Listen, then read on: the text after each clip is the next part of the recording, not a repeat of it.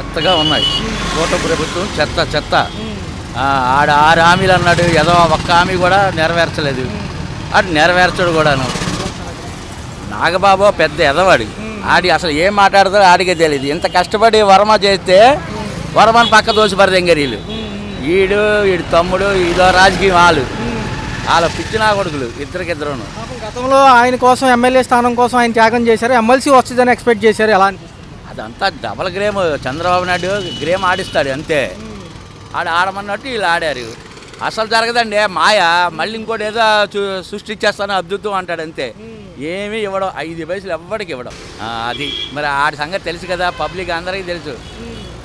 ఆడికి ఓటేసే వాళ్ళు ఎవడు చెప్పుదో ఆడు కొట్టుకున్నట్టుగా అయిపోయింది ఇప్పుడు పరిస్థితి. ఆడి నెంబర్ 1గా చేసింది ఏంటంటే మంత్రం కష్టపడి మందు తాగండి, పడుకుని పోండి, నాకు మళ్ళీ ఓటు వేయండి. అదే ఆడి స్కూల్. విషయంకి వస్తే మరి లేట్ అయిపోతుంది కదా సార్. ఒక పక్క ఇవ్వడండి పథకాలు అస్సలు ఇవ్వడు. రెడ్ బుక్లో రాసేస్తారు పథకాలు అడిగామంటే. ఆడు కొడుకు అదే స్కూలు. 3 ఏళ్లలో అమరావతి తొలిదశ పనులు పూర్తయితే కంపెనీలు ఉద్యోగాలు వచ్చేస్తాయి అంటున్నారు.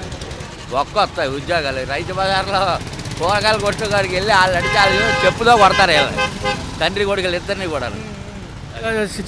నిజంగా ఈ హామీలన్నీ క్లైమాక్స్కి వచ్చేసే మోసపూరిత మాటలే చంద్రబాబు గారి అని జగన్ గారు అంటున్నారు మొన్న కేడర్ సమావేశం. అది వాస్తవే. అది జగన్ గారికి తెలుసు, పబ్లిక్కి తెలుసు.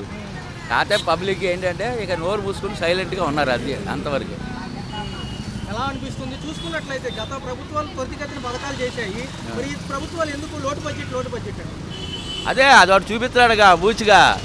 జగన్ అప్పు చేశాడు అనేసి బూచిగా చూపించడు. మొత్తం ఈ 6 హామీలు కూడా ఎగదెంగడం. అది ఆడ స్కూలు. బాగా పబ్లిక్ అందరికీ అర్థమైంది. ఇక జగన్ అంటే తిరుగులేదు అన్నట్టుగా ఉంది పబ్లిక్లో. అది